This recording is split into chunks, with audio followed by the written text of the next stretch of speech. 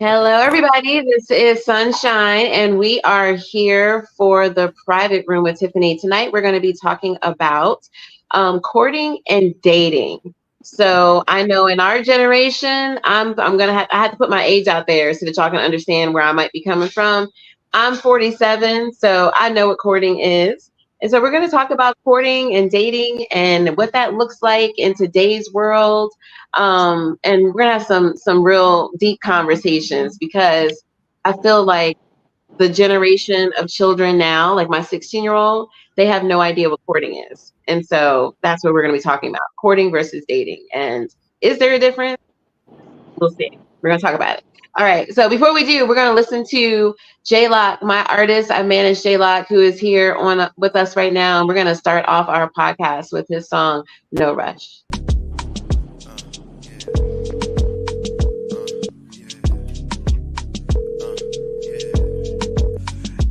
Hey guys, this is J Lock. I'm sorry, but I won't be able to take your phone call. As a matter of fact, I won't be able to be reached for the whole week. I'm on my honeymoon and I'm doing the thing.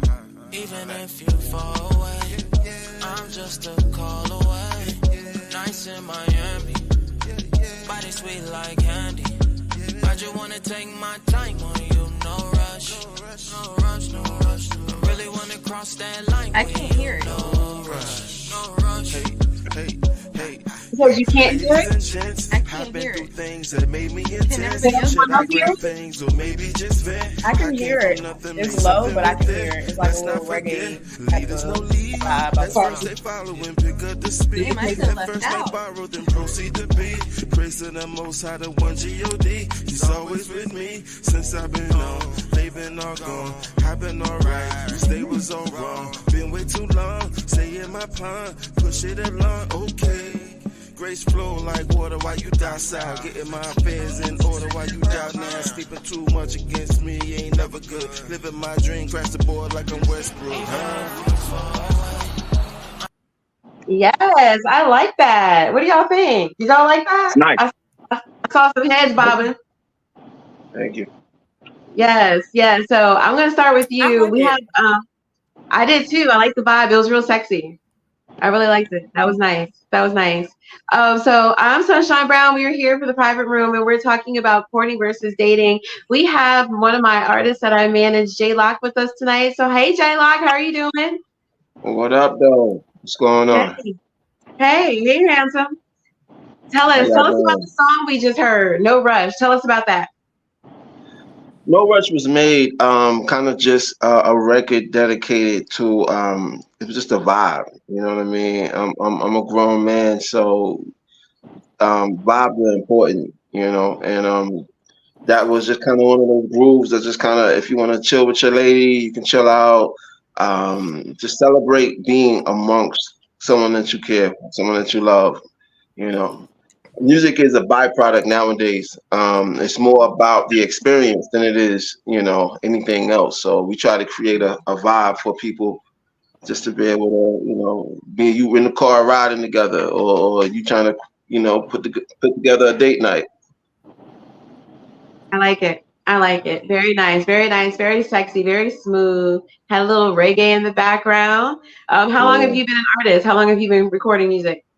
I've been doing music, man, early, like 20 years. You know what I mean? Like my core fans, grandkids are listening to me now, which is pretty cool to experience. So Wow. Wow. yeah, Okay. yeah. All right. Nice. Nice. Well, everybody, this is J Lock. Make sure that y'all go and follow him on social media. Tell everybody your Instagram before we get this thing going. I am J Lock.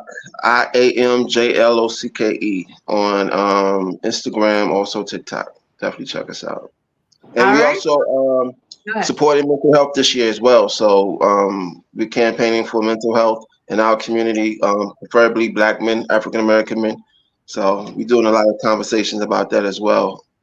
Yeah. So Yeah, that's important. May is coming up, so Mental Health Awareness Month. Y'all watch out for those. Mental health is something that has really been in the forefront And I think I hate that COVID had to bring out the importance of mental health, but it really did. You know, us being in isolation, people that never experienced depression before started feeling depression. Our kids were affected by not being able to have the socialization and so forth. So now mental health is something that's taken more seriously than it was before. So I applaud you for putting that out there in the universe and talking about mental health, especially as an artist that reaches a lot of people. Yeah, very nice. The song No Rush, tell us, like, I know that was talking about, you know, relationships and so forth. How do you feel like about courting and dating? Do you feel like there's a difference? Definitely a difference. I think both have their purpose. I think that a lot of people nowadays don't have that in front of them to learn from. Mm-hmm. You know, like if you're listening to current music, if you're watching, you know, trends and all of that, nobody's, you know, taking their time with anything. It's just, you know, the rappers celebrate the one night stand and I got to be out. It's all about the conquest, not the journey. So, you know, I think that's a huge difference. And this generation don't stand a chance because we was starting to fade it out. Like we was the ones, you know, as soon as hip hop hit, we was all about the, you know, it was get money, get chicks, you know, and then when the chicks started to buy into it, then it became a whole vibe, right? But definitely romance is something that needs to be done if you're long term in it. If you're looking for a wife, at some point a man changes his focus and he stopped looking for that conquering and he decides to actually want to jump in on something real. But then a lot of men don't have the tools. A lot of us didn't grow up with fathers to see those examples. So, you know, you basing it off of what you and your boys putting together. It's going to be short, right? So, you know, a lot of times that's not even understood what the difference is or how to even begin to process that and make that happen. Yeah, that's some good stuff. That's some good stuff right there. Okay, all right. So we're gonna come back to you. Also want to introduce Sev the Fairy. Hello, girl. How you doing? Hey, y'all. I am Sev. I'm a choreographer, a poet, podcast host, overall visionary. I wear many crowns, but those are just some of them. And I'm excited to be here. You guys always have some of the best conversations, so I'm looking forward to this one. I'm glad to have you back. I know you have had a cast.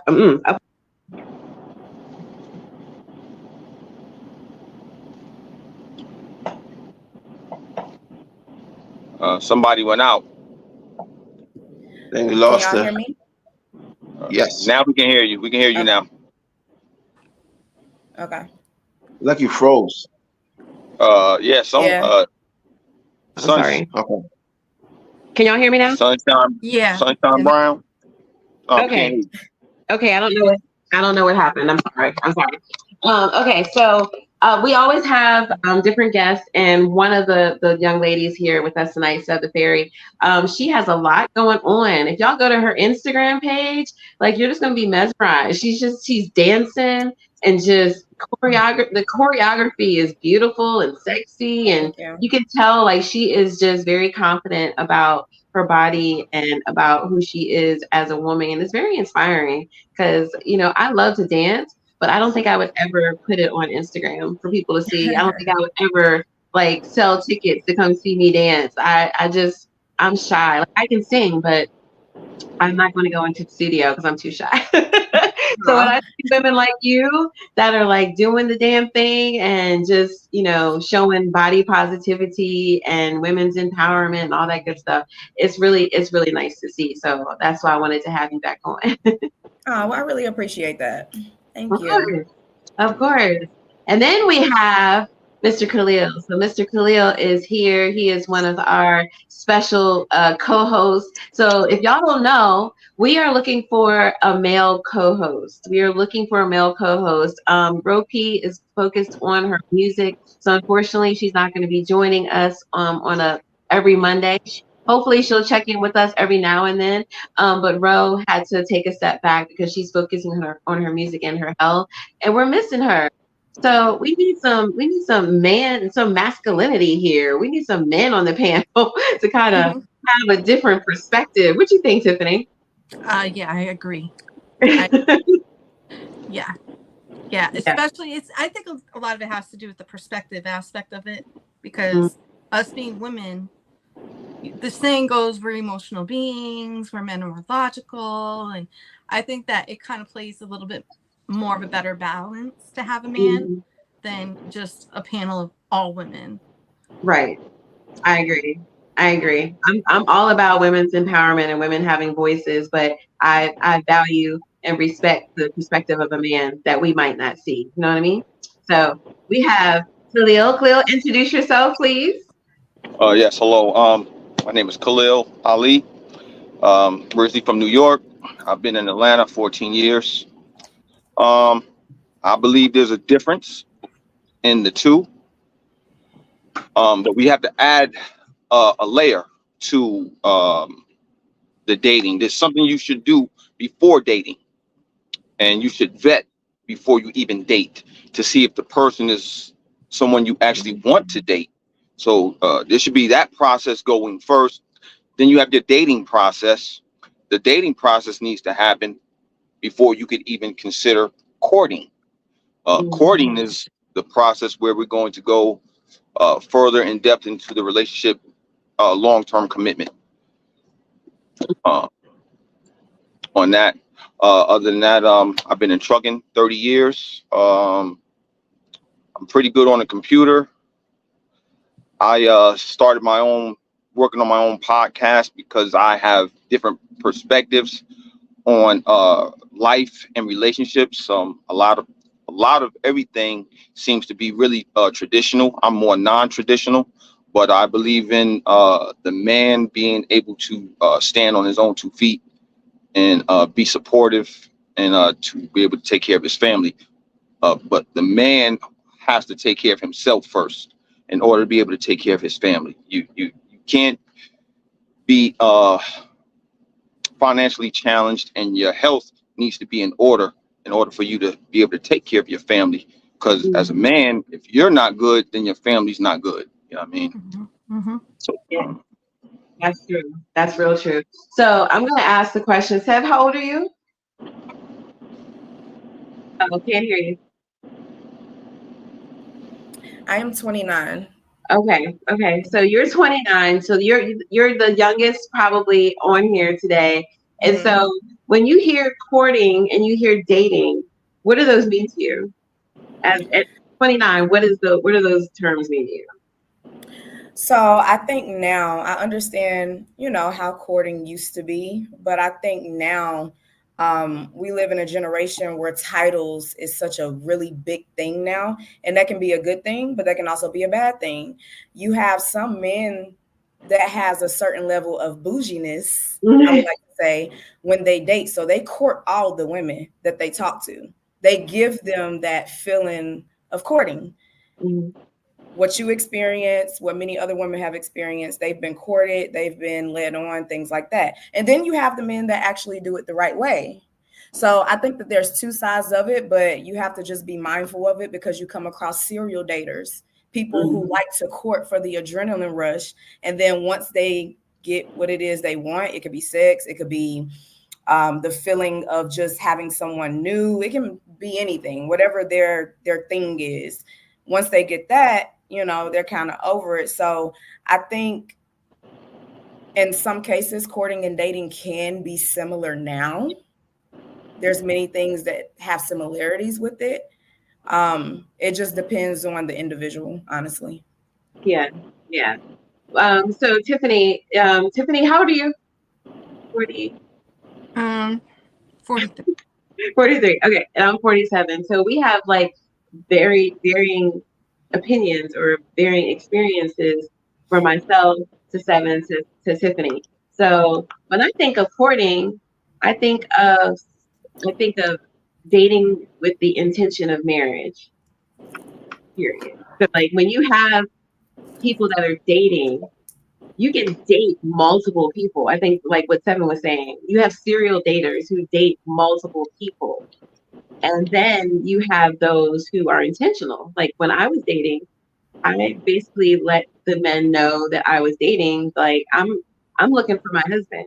And that immediately basically told me who was in and who was out. When you tell someone, I'm looking for someone that I'm gonna, build a life with or whatever, and they're gone, okay, so that lets you know very quickly where your mind is.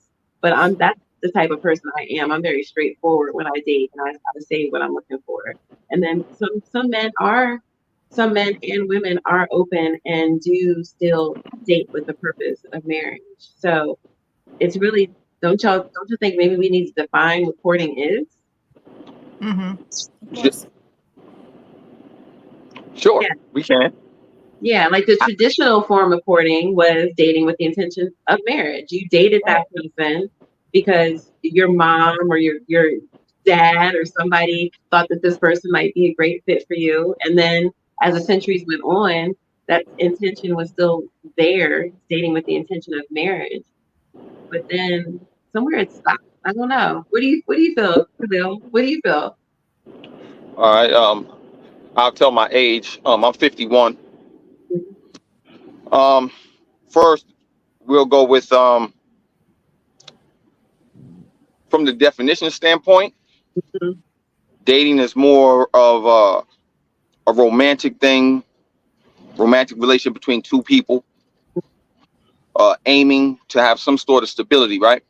But then when you get to courting is where you're looking more for your person. You're looking for that person you're going to marry down the line. But I don't see a problem if you're not looking to be married.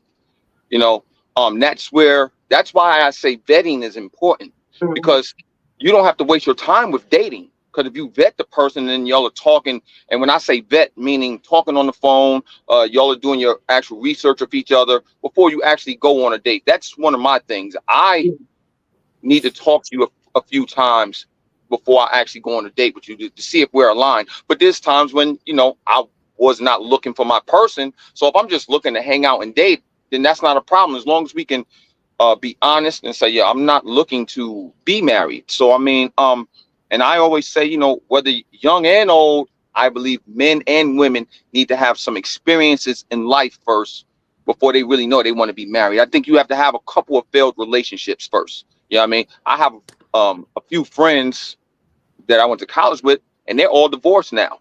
They got married in their early 20s, 23, 24, 25, 26, and they're all divorced. And maybe I have one friend that might still be married, but he's only still married out of convenience because he's worried about being broke, and his wife is the breadwinner. So he stays married because of that. You know what I mean? You just have to define what you're trying to do when you meet people. Everybody's not looking to be married, and that's okay.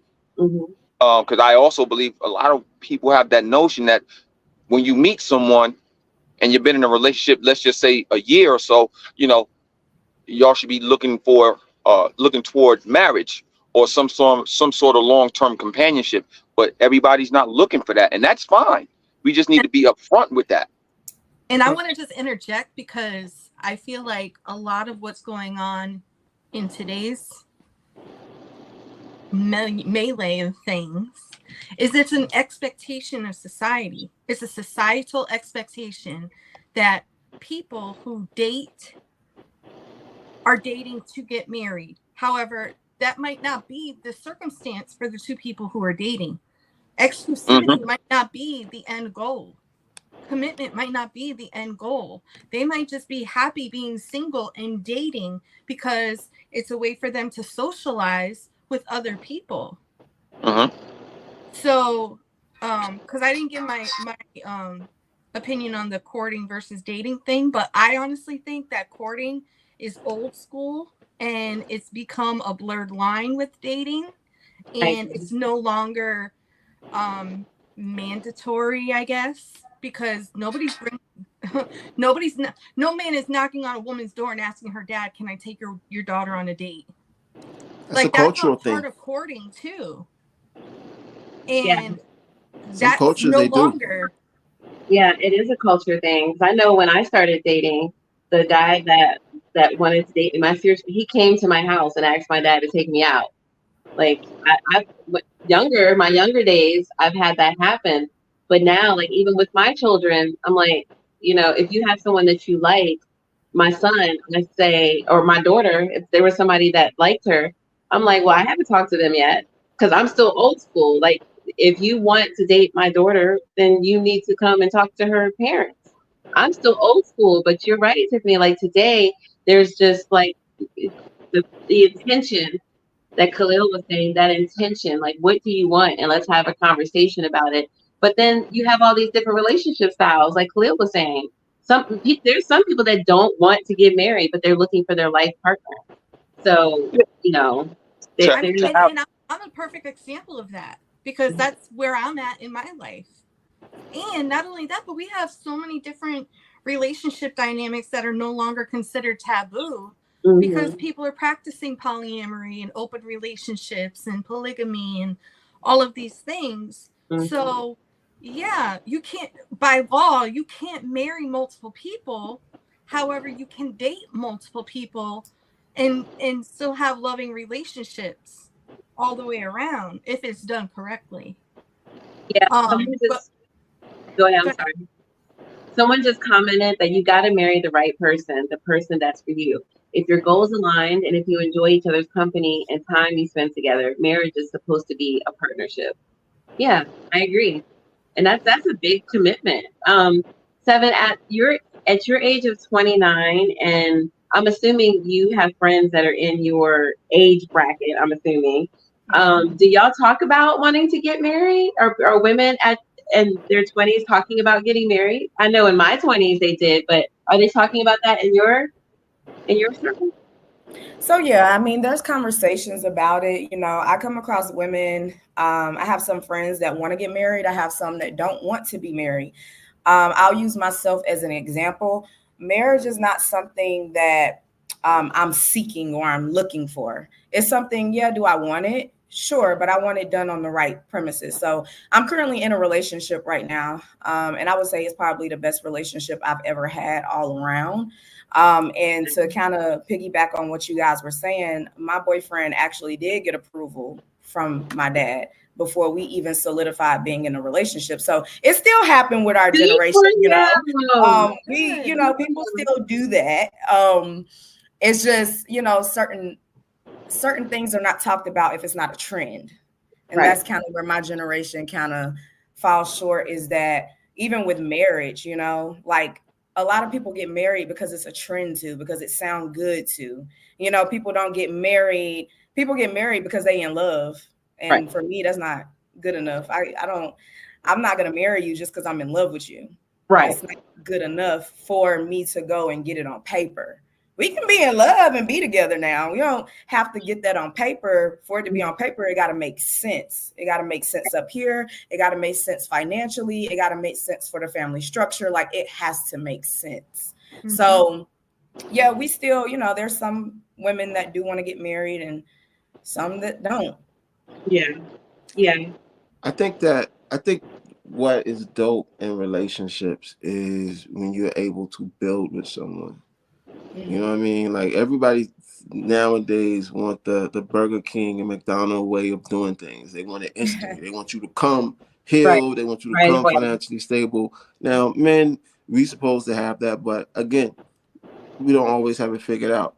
Most of the cats that I know actually came and will agree that they didn't get their stuff together until they got with the right woman. And what women do to a relationship, your finances, they'll help you figure out your life. They'll mend relationships with your family. Like, that's what a woman does. She nurtures it. So a lot of times we don't know how to deal with that because we're not very vocal on just those type of responses, right? So I think to build something together, if y'all both start at a certain point, you end up successful businesses, whatever you think success is, that's dope, and that also builds the relationship. And I think those are the kind of that's where I come from. That's what I've seen. You know what I'm saying? Like, a lot of my partners that are successful have a similar story. So So, and Jay, how old are you? 48. Yeah. Okay. So I know Khalil said that his boys that got married in their 20s are divorced now. Do you have friends that are married? Do you have Sure. married friends? And okay. But the crazy thing is, I have probably more men around me that I know personally that are successfully married.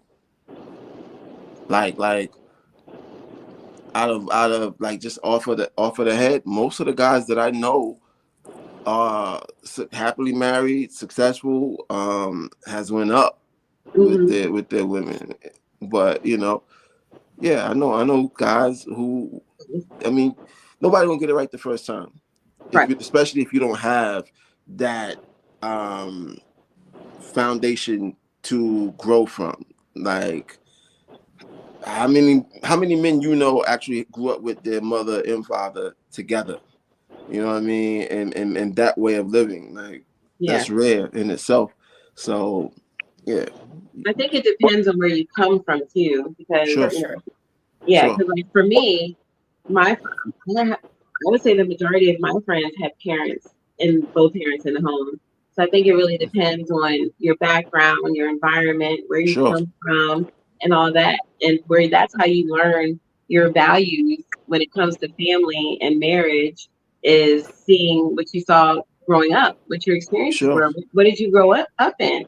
You might have people that grew up in a family, their parents were happily married for 50 years. So they saw their parents together. And so that's their version of what marriage is, where you might have someone that grew up, they didn't have two parents in the home. There's always arguing, there's always shit going on. Everybody around them, other friends, was going to their mom and daddy house on the weekend. So it really depends on like where you come from. And that really determines how you date or how you cook. Sure. Well, everybody's level of growth is going to always be different. No one grows at the same time. And that's even, I was talking to a young lady that told me she divorced her husband basically because they just grew apart. And that kind of, if you're listening to something like that, and she's an older lady talking about she divorced him because they grew apart, but she said he was a good man. So it confused me. That type of statement confused me. He's a good man. You grew apart, so you divorced him. I mean, she didn't go into no elaborate details, but I'm lost at he's a good man. Can I chime in on that? Yes, ma'am, you can. So a lot of people have this expectation that if you're a good man or you're a good woman, that's good enough. People really believe that. Like me, I know I'm a good woman, but I may not be compatible with you. You know what I'm saying? Just because I'm a good woman, that don't mean that we supposed to be together or this is supposed to last just because I'm good, So I think a lot of the times people kind of get that confused. And, I hear people a lot of the times when they get out of a relationship, they be like, well, I'm a good woman or I'm a good man. And, it's their loss or they missing out. And it's like, they might not be missing out. You might not just be what they want. You know what I'm saying? Like sometimes it's really that simple. Like you have to, well, let me not say you have to, because don't nobody got to do nothing. But ideally, you want to be with the person that you are willing to grow through things with. You have to be compatible in that light too. And a lot of the times, once again, people get together and, you have some honeymoon phases that only last 6 months. You got some that last a year. You got some that last a lifetime if you do it right. But people get so caught up in that honeymoon phase, no matter how long it is, that when it's gone, they don't know how to maneuver. They don't know how to get through it. They don't remember the small details about their partner to get through it. Because they wasn't paying attention. I think with that, this is what she said is all true, right? I think at this stage of life, though, just like there's so many outside influences, and people got to be mindful of the outside influences that they let creep into their relationship. Like there's so many fake self-help people on social media, and your girlfriend thinks she know it all, and a lot of times you'll let people get in your ear and kind of warp what you think is a good man, and you lose something good because you listen to some cat who got a bunch of followers on TikTok. You know what I mean? Or you listen to that bitter girlfriend and men do it too. You know, guys will sit there and be looking at their boys going out and doing stuff. And one day you take that trip and you see what it's about, and then you risk everything. So, I mean. Yeah, there's a song out right now talking about, you know, it's a rap song, and he's basically saying to the woman, you know, I can take you to Paris. I can, you know, I'm hustling to buy a house and so on, but you're listening to your girlfriends over there who don't even have a man, so forth and so on. So every time I hear that song, I rock with it because it's true. You know, you just like Seven said, you can have a good man, you can have a good woman, but are they your good woman? Are they your good man? And if you find that out, are you willing to invest to the? Well, I'm gonna say this though. If I get people growing apart, I get that. I get, because you can fall in and out of love every day. You know what I mean? You can. It happens. But my thing is, you in a marriage for 15, 20 years, and then you'll grow apart, or you're not in love anymore, and you just decide to just scrap the relationship or the marriage after 15, 20 years and not work and not, I don't know if they working on it or not working on it. But my thing is, you get married with an intention of, what is it, for better, for worse. You know, I just feel like people just don't want to work at it no more. And like I said in the beginning, that's why you have a vetting process. Your vetting process is so that you can be aligned. You know what I mean? No, I'm gonna speak up real quick, just to go back on what Jay was saying about like the whole wanting the McDonald's and Burger King relationship where it's instant. People don't come into relationships anymore with any level of dedication towards their partner because they want it how they want it, and when they don't get what they want, now they want to have a little temper tantrum and walk away. That's not a healthy. I wouldn't want a partner like that. Right. I would want a partner to be like, hey, what's going on with you, to where you have to act like that. Because for me, I feel like I'm lucky to have the partner that I have, because if I'm fucking up, he'll tell me too, you fucking up. This ain't very becoming of you. So he has my best interest at heart, and vice versa. And that's what I think a lot of people tend to miss out on in a relationship, because they're looking at it from an ego perspective and not so much from a space of what do I need rather than what do I want. Yeah, because I think sometimes we can't face what we need, because that means we have to hold ourselves accountable for some shit. And if we don't want to hold ourselves accountable, guess what? The finger's always pointing outwards, never inwards. So and that goes to say that people do change within a relationship too.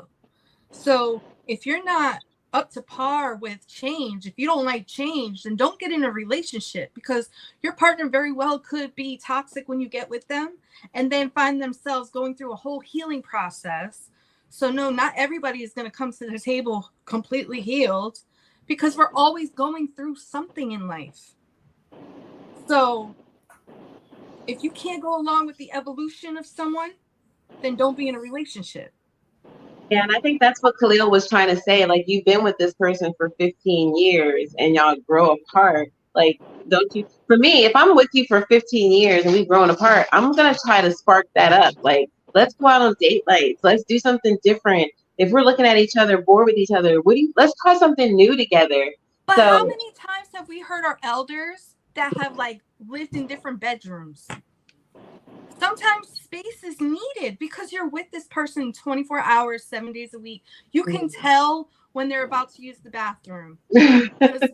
just the energy between the two people. You can tell when your person is hurt. You can tell when they're having a bad day and they don't even have to open their mouth to you. You just know. So sometimes that energy can get a little overwhelming. So I've heard of like elders, one has their own room, the other one has the other room, but they still stay together. Yeah. Divorce is never an option. Right. I would say this, to go back to And I'm sorry, what was your name again with the Army fatigue hat on? I forgot. Khalil. Khalil, thank you. When he was talking about that's why the vetting process is important. I guess it just depends on. I agree with that. But I also think it just depends on what people are vetting for, because we live in a different time now with my generation, where, like I said, everything is a trend, and people don't think for themselves anymore. People rely on other people's thoughts. Like, there may be somebody watching us right now and taking what we saying, and now they're gonna just live by it. And we could be saying something that's factual, for us and what we're sharing, but it's not factual for where they are in their journey with relationships or with their partners. So they might want to go break up with their partner as soon as they get done watching this, or they might want to go fix things. So a lot of the times people don't really think for themselves when it comes to relationships or with themselves. And I think when you are, like Tiffany said, nobody comes into a relationship 100% healed. However, in order for the vetting process to be efficient, you got to already have done the work for yourself. That way, when you get to that vetting process, you already have a deeper understanding about what it is that you want for yourself first, and then what you want in a partnership, and what this person is actually going to come with as well to meet you in the middle. And people get married, once again, because it sounds good. And you do have those relationships that last 15, 20 years, and they say, oh, we grew apart. And they did grow apart. They grew apart a long time ago. Both of them mentally was gone a while ago. But because of the title marriage, people feel like I got to stick this shit through. And I see a lot of elders who stick the shit through and they look drained spiritually. They look dead. And it's like, I get it. You got married, you know what I'm saying? So you wanted it to last for the long haul. The intention when you get married is to stay married. Say what? I'm sorry.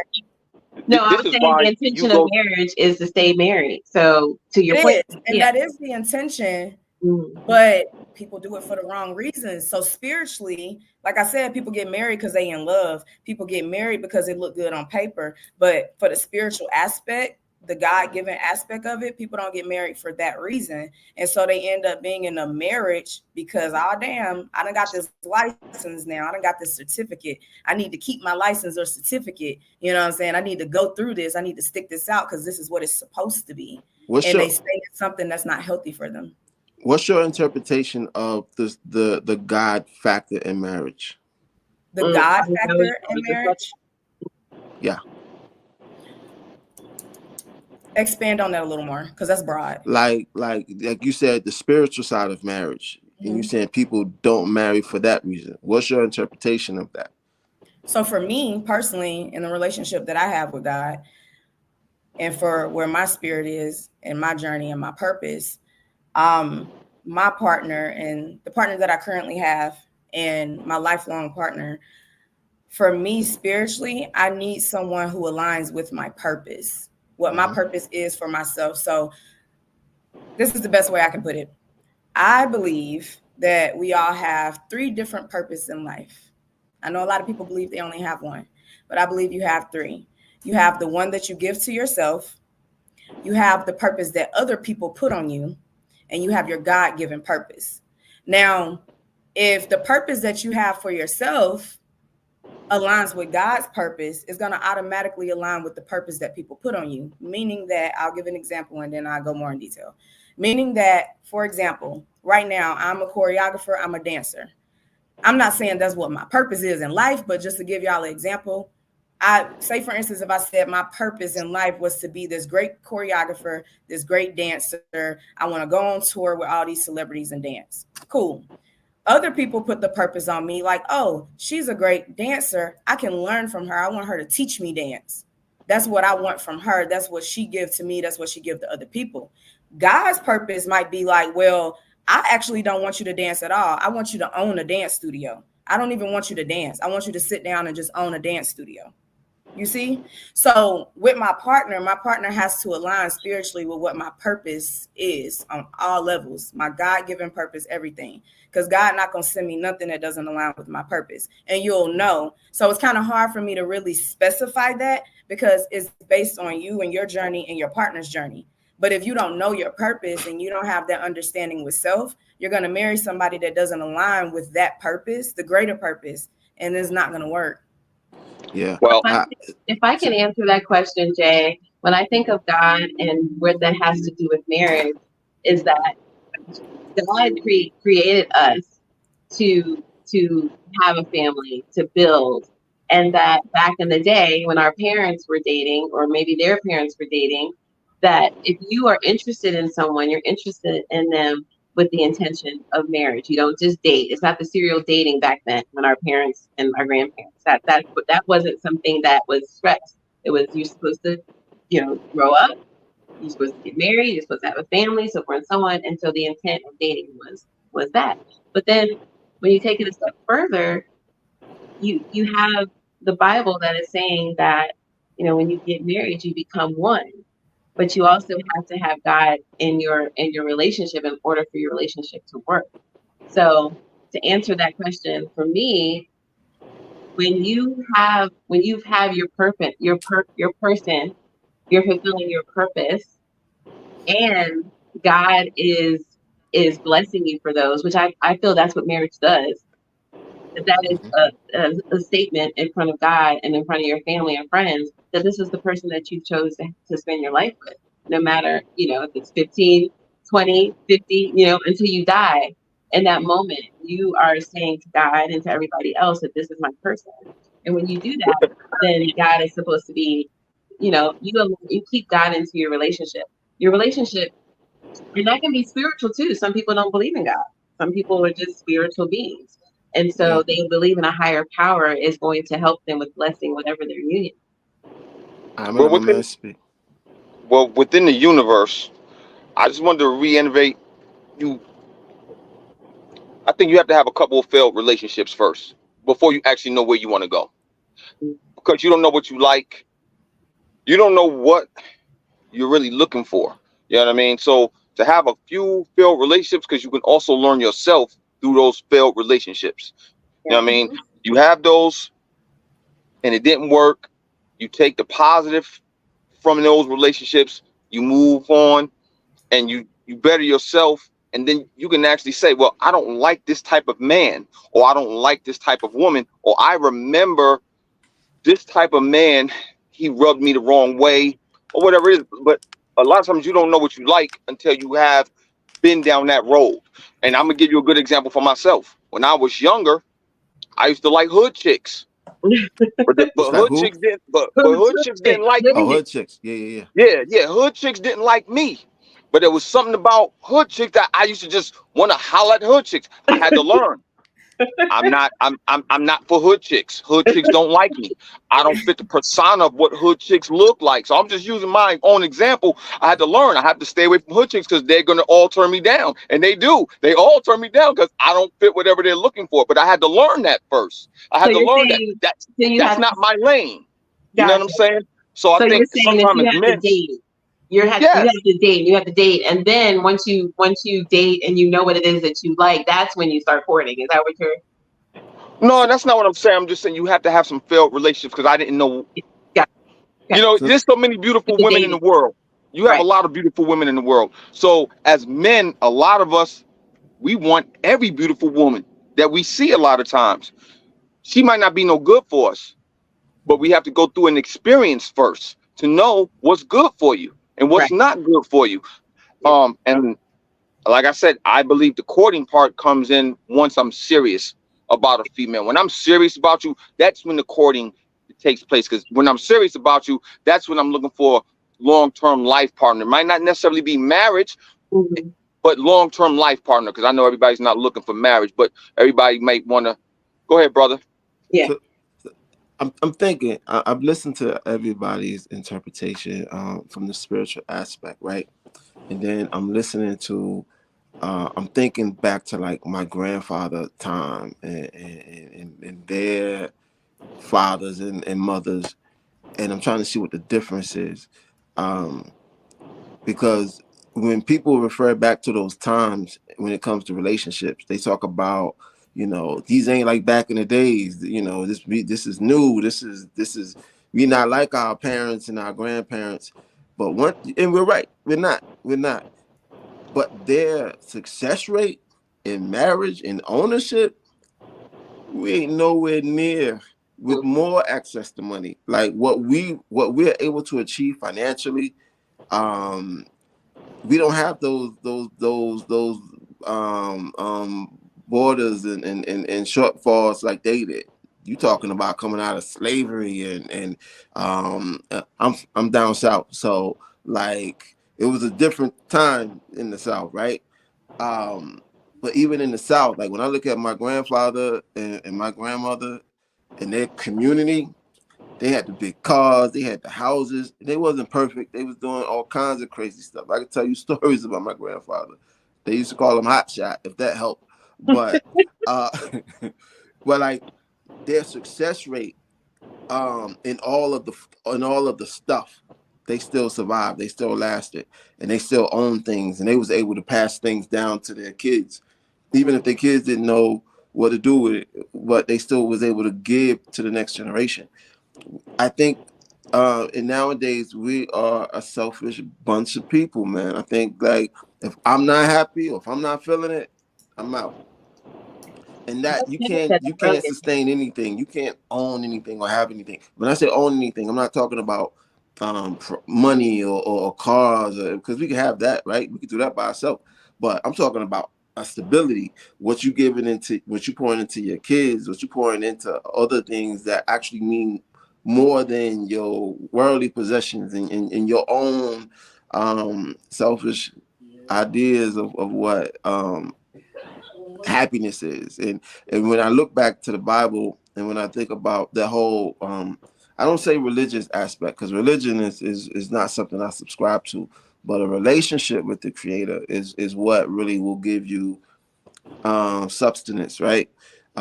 Most people call it what being spiritual or the universe, whatever you want to call him. He exists, right? And I just think if you listen through those eyes and move in through that filter, those things last. Like I know people who live that way that last and are successful and happy. And that's probably the reason why I see more success rates than, because there's a lot of sacrifice. And you talking to a brother that is, a failed relationship, just left a failed relationship. Part of it was my fault. I could take it. But at the same time, I understand that it was my fault, and it doesn't make me upset or it makes me take ownership of my piece. You know what I mean? She got to deal with her piece and she dealt with it. But for me, I can own it. And then that's being grown. That's grown man.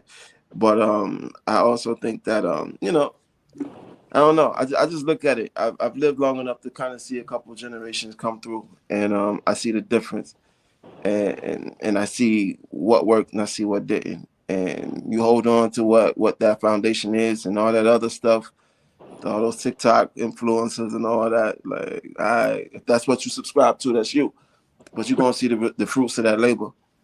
Well, the thing, you can still stay traditional, and this is because we all, except for this young lady, a lot of the tradition is gone because people are listening to social media, right? Mm-hmm. They're following social media. So if they're not taught tradition, and then you're going with, you got to move with the time sometimes. Like, we can stay traditional because we know tradition.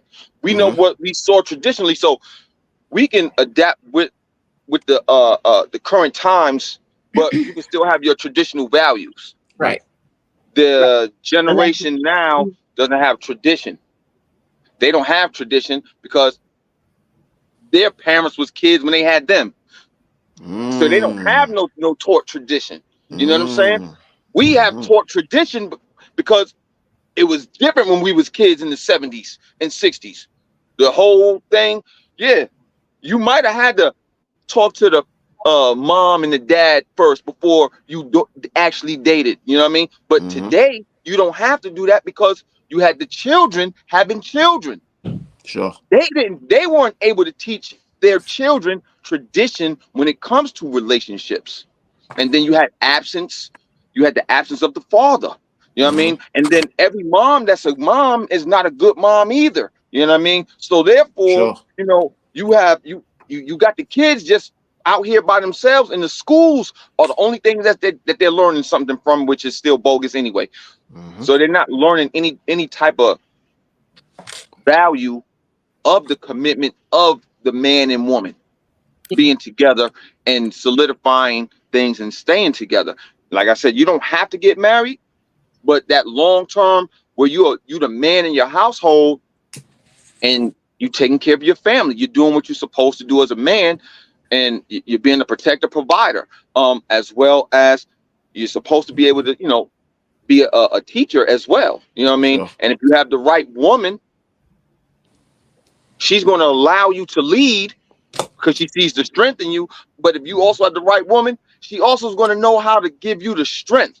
Because I'm big on the power of suggestion. It's hard to tell a male what to do when you're a female, but if you use the power of suggestion to talk to that male, you can get him to listen to you. You can get him to hear you, versus you trying to tell a male what to do. It's an ego thing for the most part, but a man is a teacher as well, and the kids of this generation don't have that instilled in them.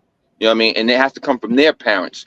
Yeah, it's good that we do podcasts like this, and then you have other people doing podcasts similar to this. But if the parents aren't teaching them, then it's really hard for them to even have any kind of core values, because they're going based off of what they saw their mom and dad do or did not do. Unlike us, it was a whole different ball game. You knew when your mom tell you, you better be in front of this house. When that light come on outside, you knew you better be in front of the house. When that light come on outside, or you wasn't going back outside the next day. You know what I'm saying? So, I mean, just those strict type of teachings coming from the parents. When we were kids, it was different. And I'm not saying that the young generation don't have two parents in the household, but statistically, we see a lot of the young generation only have one parent in the household, which is usually the mom. You know what I mean? And then she's working her butt off to take care of her children. And of course, she may not always have that time to get off work and to really spend that time to be an educator. You know, she's coming home from work, she's cooking, she got to get the kids ready for school for the next day, and then she got to get herself together. So, I mean, Yeah, this is one of the things. It's hard. And I think a lot of times people you got to just want better for yourself as you get older. And hopefully as you get older, you mature enough to see where your shortcomings were, and you can do better as you get wiser. Unfortunately for some of us, you know, everybody don't mature at the same age at the same time. And they say men don't usually mature till after a certain age. I don't know about that all the time, but starting to question that. Yeah, you know, I don't know about all of that, but you know, all I can say is everything comes with a lesson. You know what I mean? Everything comes with a lesson. It's definitely generational, because I know what my parents taught me, and you know, their parents taught them, my parents taught me, and I try to teach my daughter, like, you know, if she does it now, if there's someone that she's interested in or she likes, she will bring them, like, put them on the phone. This is my mom. You know, you have to talk to my mom. So I'm trying to teach her that, but unfortunately, not everybody has that same foundation and that same background of learning that you just don't. I'm not saying that serial dating without purpose, I'm not saying none of that is wrong, but the generation that we are raising now, I agree with you. I don't feel like they have those same traditional foundations going into relationships for them to know, like, you know, this is intentional. Courting is intentional. You are going into it with a purpose, whereas dating, you don't always have a purpose. You might just be dating because you like dating. Like Seven said, you might just be the person that, or like Tiffany said, you might enjoy being single and just having the company of different people. So dating, like to Khalil and everybody that you said, dating not always has a purpose, but courting has a purpose. Yes, it does. Courting definitely has a purpose. I will say this. I want to offer a different perspective. But for the most part, I agree with what just about all of y'all said for the most part. But just to offer a different perspective and like go back, I guess.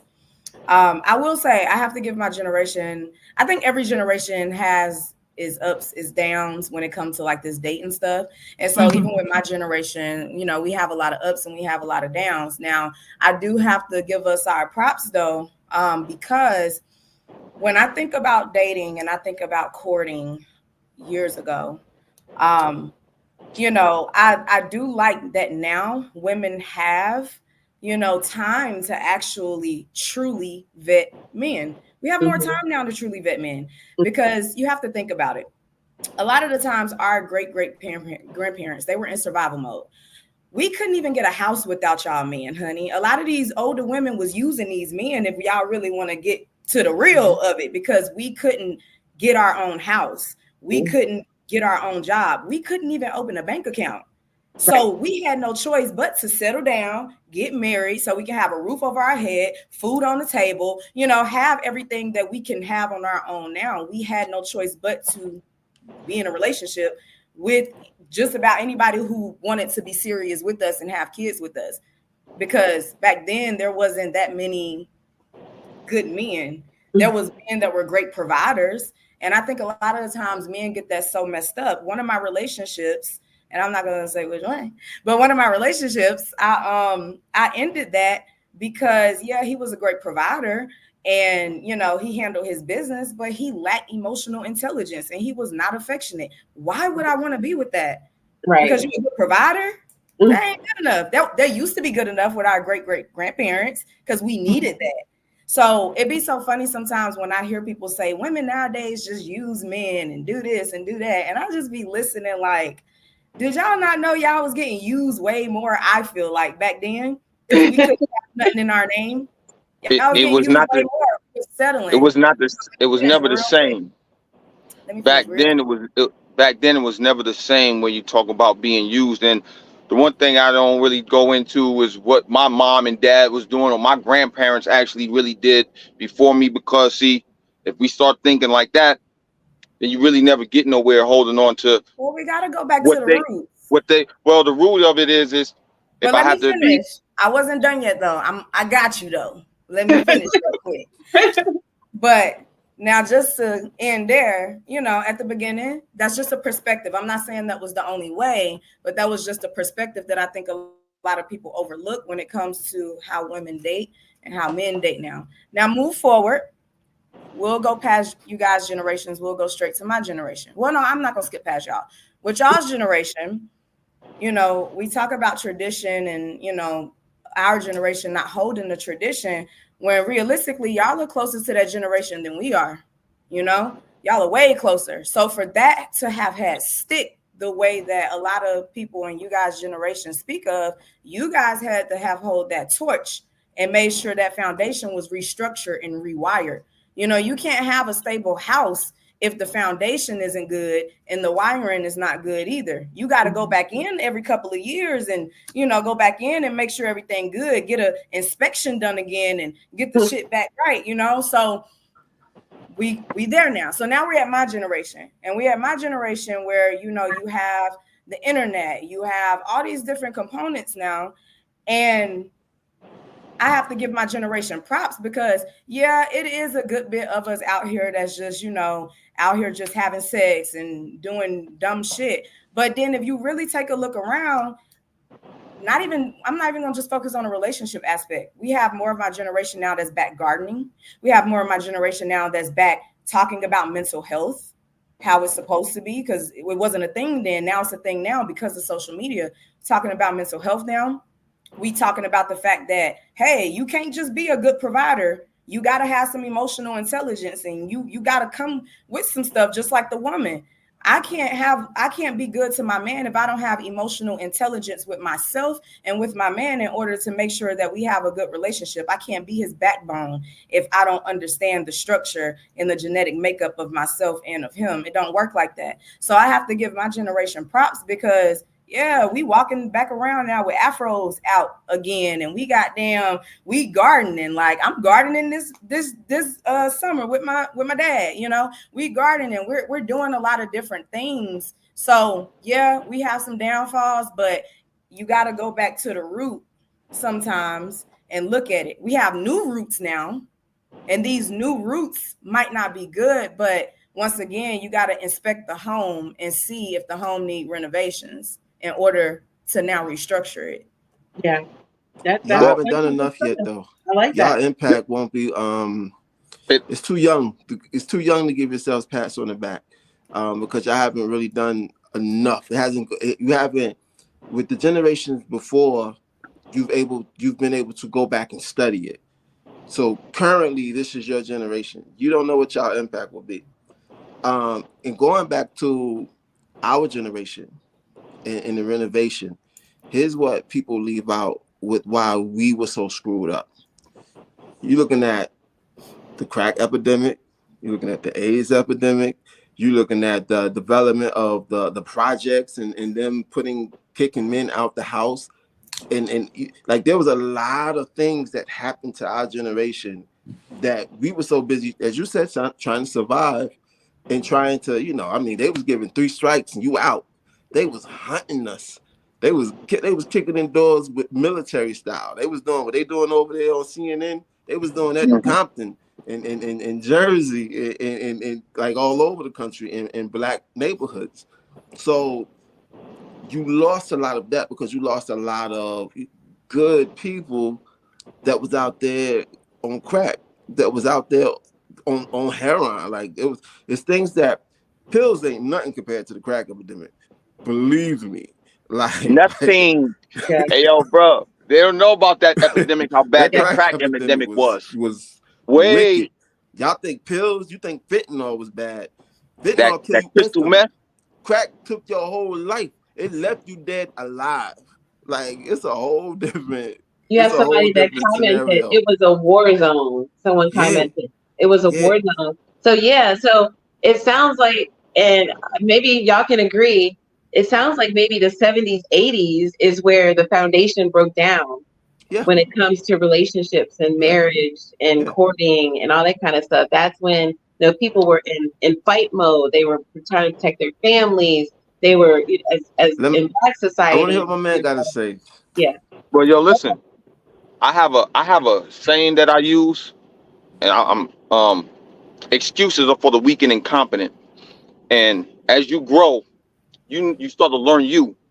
Yeah. The biggest thing is learn you, and not have excuses. Because I'm gonna just say this: I grew up in foster care, so I don't really believe in a whole lot of excuses.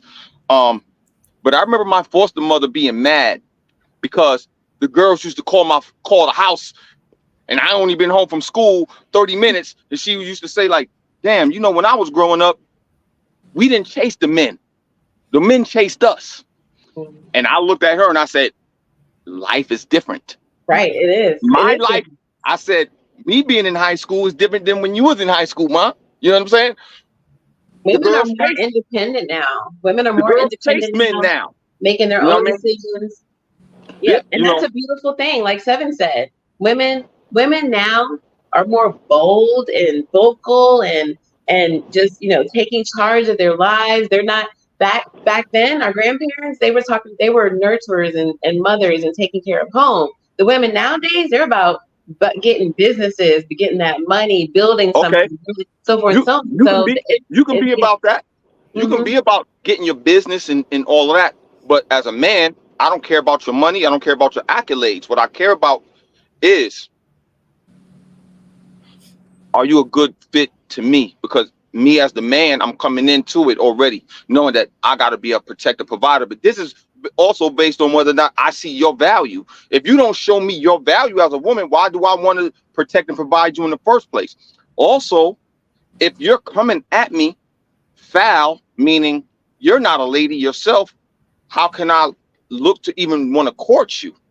You know what I'm saying? So you got the women that aren't teaching their daughters to be women either. You can go out here and get your bag, but then you got all these women out here getting a bag on social media, showing their body, and then they wonder why they get disrespected by men, because you don't have respect for yourself. If you don't have respect for yourself, you can't expect the rest of society to have respect for you either. You know what I mean? So the introduction of the internet with OnlyFans and then Instagram models, the new age of prostitution is what I call it. It's definitely harder for women to get the the type of mature man that you're looking for when you got men that can get on here that do have money and they're just paying for the women to have a good time. And or you have the women, hell, you don't even have to work to get anything. You know what I mean? It's just, hey, I'm here, she's here, and this is what's going on. You have women that's not making the men work. And that's the biggest thing. I will always say the women are the one who makes the man's ego. It's the women. If the women aren't holding themselves accountable to be women, the men are going to treat you accordingly. And it shows. If you look at it every day, the men treat the women accordingly to who they are on social media. If we're meeting women on social media, being that most people don't even go out and talk to nobody no more. I haven't been to a club in a long time, but I can say this. I've been to a bar and you go to talk to a female, she looks at you like you crazy. But if you talk to her on social media, it's a whole different ball game. You know what I'm saying? You can't talk to her out in person, but on social media, yeah, they you know, I'm just saying, you know what I mean? Well, times has changed, and with the times being changed, you're not gonna get the same what you're looking for out of men based on how women are currently on social media. You know, if you're showing your body all over social media, you're going to attract the man that all he wants from you is sex. That's it. He's not trying to get to know you from your mind. He wants to get to know you enough just so he can get some ass. That's it. That's as far as he want to get to know you, because you're already showing yourself all over social media. Majority of men, that's what it is. I just want to say real quick, I posted a comment in the comments of this live feed for a YouTube. Yeah, thank you. So and it's crazy because I watched this today. So it's a psychologist talking about the difference between how men and women relate to love and marriage. And it came to that discussion about women look for men with money, men look for women for sex. So, and it kind of breaks it down. So what you were saying with this clip that I put in the comments, I think if you guys are really interested, and I'm talking to the viewers, if you guys are really interested in this conversation, definitely check out that link and like give us some feedback and let us know what you think about it, because I think this might actually turn into another discussion at a later time. Like, it's getting deep and we're like coming up on the time frame that I know we're allowed. Yeah. Yeah, but so I think this is an awesome topic to discuss, because, and it's not so much the war against the sexes, it's us as a group discussion talking about our experiences with dating, our experiences with the other sex, our experiences of what our intentions are and what we want versus what other people want. And I think that it just a collaborative, conversation about what each other thinks is, and it all molds together. So I'm super stoked about this episode. Like, this has gone really, really good. And I'm trying not to put my personal thoughts. I'm trying to be more open-minded to the conversation. But if I was put my personal thoughts in here, I'm just going to say this about the women. I've never had to work to obtain, once I realized that hood chicks weren't from me. After I got rid of that phase, that hood chicks are not for me, I never had to work to get sex. Never. I haven't. I've had women take me out on a first date 100 times. I had a chick take me on a first date on her birthday, and she took me out on her birthday. But different caliber men get different types of attention. I was a jock all through high school and in college. I hung out with a different type of crew of people, of men, that the women liked. So I hung out with a crew of dudes that all the girls liked in the neighborhood, or all the girls liked in college. So for me to get women, I never had to work. I really never. And then when social media came, I abused it. I'm not going to act like I'm not a saint. I've abused social media because females have been following me on my Facebook page, and I use my Facebook page to date. I don't have to do anything else. Just straight Facebook. I put the women on my page that I think look good, and then I just follow them and see how they are. They don't make me work for nothing. I haven't taken a female on a date in 14 years because they don't make me work for it. They don't. If you don't make me work for it, I'm just not going to do it. I'm not. gonna say- But Wait, there is wait. Can I chime in real quick before we end? Oh, I'll make it quick. Okay, Seven. Yeah, let me get myself together. Go ahead, Seven. Because these two said a lot, so I just want to chime in on it real quick before we go. So I know you said our generation is too soon for us to give ourselves a pat on the back. yes. I don't think it's too soon. I get why you say that to a certain degree, but I don't think it's too soon. Why? I feel like I'm a good example of why we should give ourselves a pat on the back, because I know me and I know what I offer. I'm pretty sure on this call, I done offered y'all a different perspective y'all probably never even heard before. This from was not. That somebody was my not aimed age. towards you though. No, Because- I know. I'm just using Yeah. myself as an example because that's all Okay. I got right now. But, you know, like my age, you know, I'm pretty sure I've offered you guys a good perspective. And I have that perspective because I myself have allowed myself to learn about me, learn about other people, use social media as a tool, and don't let it consume me the way that it consumed most. And I know you said it was a different, you know, it was a crack epidemic, AIDS epidemic. Hell, it's an epidemic right now. Every generation that had an epidemic. Like he said, like Khalil said, there's no excuse though, because I can be addicted to social media. You got some people that don't even know how to communicate in person, like Khalil said. That ain't crack. Hey, but whatever your addiction is your addiction. Social media kills some people. Yeah. You know what I'm saying? Yeah. Fentanyl might not be crack, but it still kill people. It still take lives. It still take people does. away from their family. So it doesn't matter what type of drug it is. Hell, sex is a drug if you have an Absolutely. addiction to it, you know. So it doesn't matter what it Absolutely. is. It's all about the mindset. So I don't like to use those things as like, you know, well, because y'all on crack. Y'all good, right? I'm just saying, y'all good. You talking about us? Like on the panel? Yeah, Is that it was what just you talking about? I was being sarcastic because it was like the crack and the AIDS epidemic. didn't But I'm take like, it. shit, y'all good?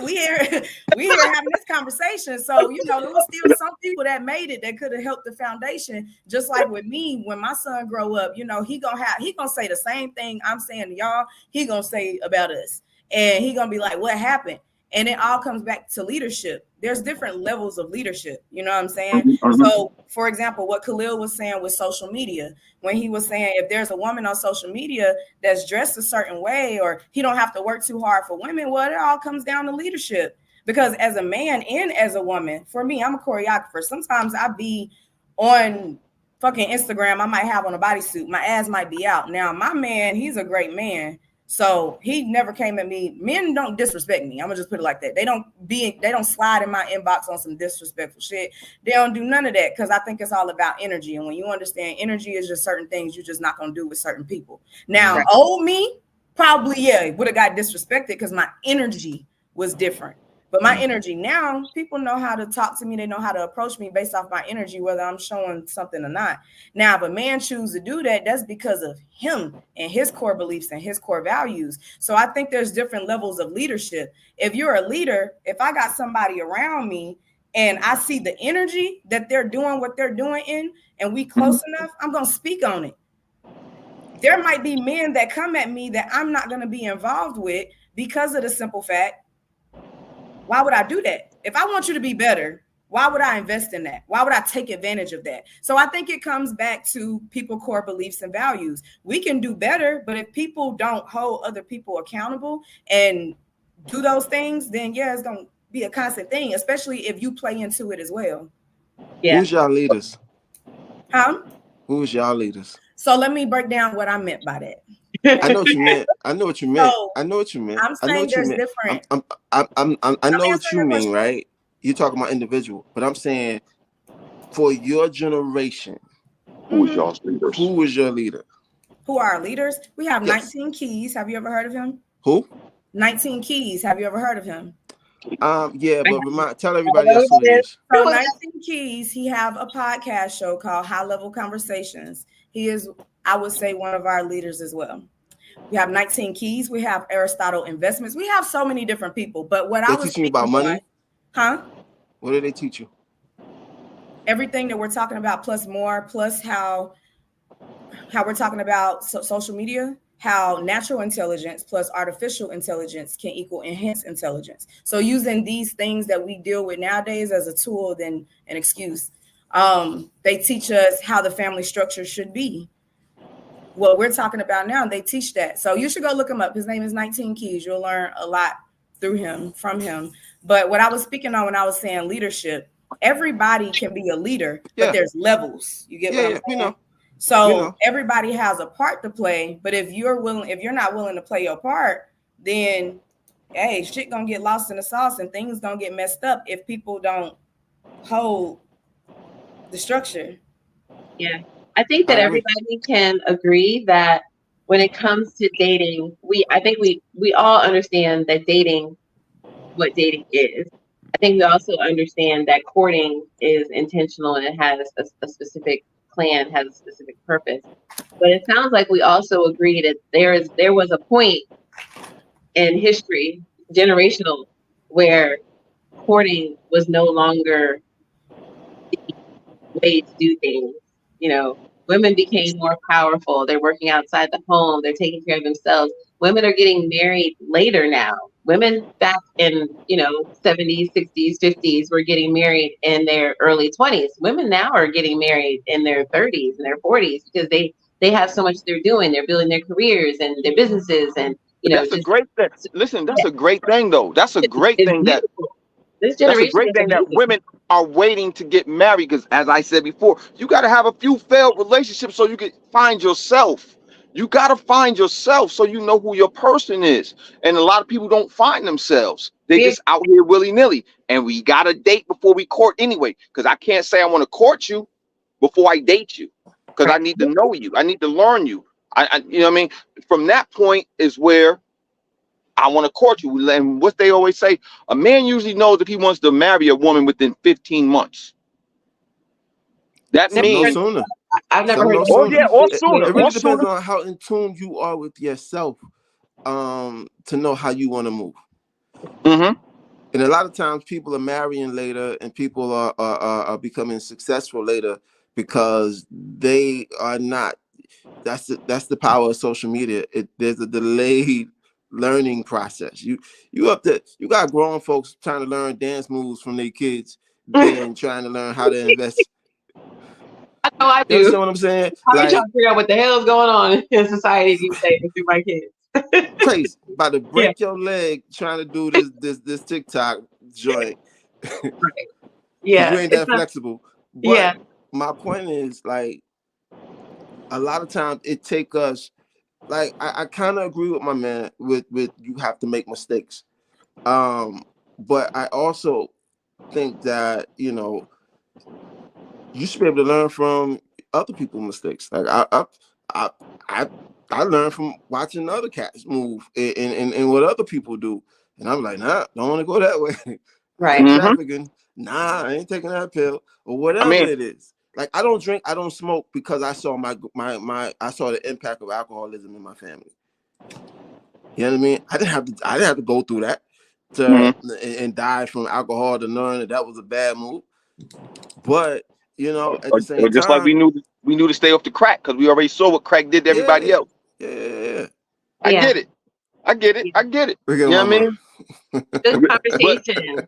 Good conversation. I agree with you, Tiffany. I feel like there's going to be a part 2 to this. I really do, because one thing that I think we all agree is, about the fact that we see that there's a generational thing going on here with this question. Clearly, there's a generational thing. And it's beautiful. It is. Marriages, relationships have evolved, and not saying that they evolved into anything negative. Because I feel that our generation is very strong-minded. They're very powerful. They're very passionate. They are making their own money, building their own businesses. They're very in tune with themselves. This generation now, that's going. They're very strong-minded and wanting to just, take over the world. And you've got people younger and younger these days that are becoming millionaires and becoming business owners. So this generation is really doing a lot of great stuff. And dating has, to me, when I was started dating again, it was just like this is different. It is. Social media has taken over dating. It's taken over relationships. You're meeting people on Instagram, TikTok, Snapchat, Facebook, all that kind of stuff. You're not meeting people in the traditional sense anymore. You're not meeting people in the church. You're not meeting people through your parents. Tiffany, you're not going to church. Yeah.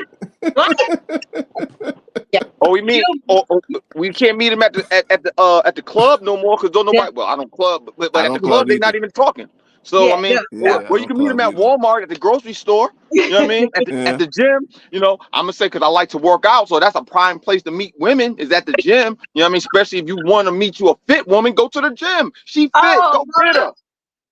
You know what I mean? If you want to meet you a fit, gentlemen, listen to me.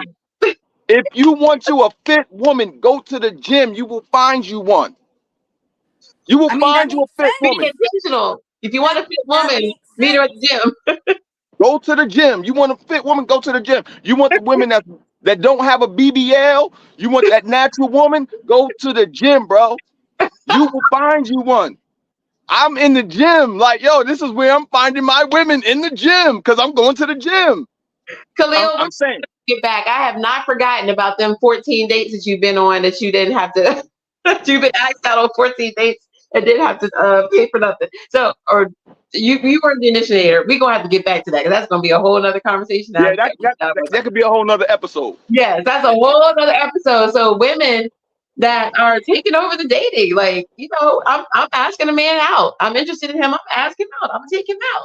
And that's generation. This new generation is very independent. Women are very independent now, which I love. But I always tell women, you can be independent, you can have your own, but it's nothing like having a good man. It's not nothing like the leadership and the headship of a good man. And it's okay to be a woman. It's okay to be powerful, but let a man be a man. But that's a whole other conversation. That's a whole other conversation. Let a man be a man. You can be powerful. You can have your own thing. Let a man be a man. The other thing I would say is, me personally, as a man, I love an independent woman versus a dependent woman. And here's my logic. When you have a dependent woman, and let's just say you a man and you only making $120,000 a year, and I'm even hiking that number up because we know the average person is only making about $45,000 to $50,000 a year, right? But let's say you get you a man that's making about $120, but he's single. But now he takes on this woman who's dependent on him. Hey, yo, bro, you got to pick you up a couple extra hours now because you have a woman now that's dependent on you. Versus if you meet a woman that's independent and she got her own, bro, I don't have to work 3 more extra hours per week because I know she can hold her own. And I've already got my own already. I don't have to work an extra 2 more hours a day to make sure I have enough to take care of my lady when I know she's independent and got her own. You know what I mean? Now, see, I'm gonna play devil's advocate with that. Go ahead, let's go. I'm ready. I was making good money. I was making good money, and I was single, and everybody around me was making good money. When I say around me, other businesses that was around me was making good money. Mm-hmm. The difference was every one of them had wives, and their wives was working with them, and I was single, and it made me a target because I had women that would come and work for me because they was trying to just be close with me to try to rock with me, and that whole different thing that was coming with a single black man being successful. Mm-hmm. So I started to be like, yo, I don't want to be single. Like I want that same structure. I wanted a woman. Didn't matter what she was making. I wasn't worried about that. What I was worried about was that balance that I didn't have. Mm-hmm. You know what I mean? Like at some point, that balance becomes more valuable than the financial gain. So I understand what young lady was saying about what the women bring in the independence, but I don't care if you're an independent, successful black man or independent, successful black woman. You're going to need that balance because you're going to need that level of protection. You're going to need that guidance that's there. When you in a room full of sharks, you're going to need them eyes to watch behind your back. You know what I'm saying? Like everybody out here shucking and jiving and playing games. But when you're talking about real life, like it's a different energy. And that's why I move how I move. Like it's not about the game, man. being single and out there on the scene, being outside ain't don't mean nothing when you trying to build something and you talking. And my mind started to shift to legacy. So when you start to shift your mind to legacy, then it changes altogether. You ain't bump online and offline interaction if it ain't about building, that structure and that foundation for these babies up and coming. But at the end of the day, it's all gonna boil down to that person, what they looking for in life. You know what I mean? We can talk about building legacy, we can talk about that, but hell, I had a girl turn me down and tell me, nah, I ain't messing with you because I didn't fit whatever it was for her. You know what I mean? I'm talking relationship stuff. I'm talking the right game. Like I'm talking long term. That was a problem. Marriage. You were talking game. Hey, that was the problem right there. You were talking marriage. I'm saying I'm talking marriage. And she was like, you know what, Khalil? That's not where my life is right now. And we talking about, this is an older woman. Yeah. I'm talking marriage. She's talking about, that's not where my life is right now. You know what I mean? Yeah. So once again, all I'm saying is it just depends on individual and the energy. Everybody's not looking to get married. And she was older than me. You know what I mean? Yeah. So I can't say, you know what I mean? It's not just the men. Like Miss Lady said, it got to make sense. Yeah, it has to make sense for each individual life. If it's for you, it's for you. Rock out. But she's at that point where she done did all that, so she's just trying to get her hot girl some more. She's just trying to live the good old days. You're right, because she was divorced. So I'm gonna tell you something. I'm gonna tell you something that my mother told me, and it shocked me. She's recently widowed, right? And we was having a conversation on the phone, no lie. And she said, you know what I would do if I had it all to do over again? I said, what? I'm thinking she about to hit me with some wisdom. You know what she told me? Have more sex. Okay, mama. Yes, mama. Yes, girl. I like mama. have more sex. I said, you are my mom. I get it. But nah, that ain't the move for you. Ride this one out. Go, mama. Go, mama. Sit this out. Well, thank y'all for coming on tonight to talk about courting and dating. I think we all agree that it is definitely in generational, but then it's also in foundation too. If you were brought up in an era, or you were brought up in a home that valued marriage and talked about marriage and the importance of marriage and the importance of courting and getting to know someone so that you can build legacies together, so that you can build a future together, then that's the children that you're going to produce. And just like Seth said, if I'm not teaching my daughter those values, and someone else's parents are not teaching them those values and the importance of getting to know someone before you marry them, so that you can have that longevity and make those legacies, then you're going to have the next generation of people who aren't going to see marriage the same way. And somewhere it did break down. I don't know if it was in the 70s. I don't know if it was in the 80s. I want to say maybe 60s, 70s. But it does go back to foundation. It goes back to your environment. It goes back to what you learned. And it might even be coming from your parents themselves and what you grew up in. You grew up in a house with a mother and dad. Your values are going to be different when it comes to dating. If you grow up in a home and you only had single parents, you're going to grow up with those values of a strong woman that doesn't necessarily need a man, and so forth and so on. You might have those values based on your foundation. So when it comes to dating and courting, is there a difference? Yeah, it definitely is a difference. But it boils down to, how do you feel? How do I feel with Jay? Or am I looking for marriage? Are you looking for marriage? And having that conversation and deciding if the two of us are going to be compatible and are we going to take this road together, or if we're not. Courting versus dating, there is a difference. I'm going to say there's a difference. What about you, J-Lock? Do you agree or disagree? Is there a difference between dating and courting? Oh, absolutely. Yeah. Okay. What about you, Seven? Do you feel that there's a difference? You're on mute, baby. I think they can be one and the same. I think the only difference is the word. I think that's it. Okay. What about you, Tiffany? Do you feel that there is a difference? No, I feel like it's like a blurred line thing. Like I said earlier, I think I'm agreeing with 7. Like it's basically the same thing. It's just the intentions behind it. Okay. All right. And what about you, Kalia? Courting versus dating, or is there a difference? The big difference, especially if we're going based off of the definition. If you looked up both of those words, they both have 2 different definitions. One is dating just to get to know someone, and courting is that long term. So definition wise, yes, there is definitely a big difference definition wise. When you look it up, whatever dictionary or whatever, if you look it up and Google it right now, they're 2 different definitions. So they're not one and the same. So yes, they are definitely different. Yeah. Thank you for that. So thank you for everybody that was commenting. We had some really good comments. We try to include them as much as possible. But I think everybody agrees, courting and dating, you have to have that communication. There are some blurred lines, especially now with the generational and the foundations of today's society, especially with social media. So courting versus dating, is there a difference?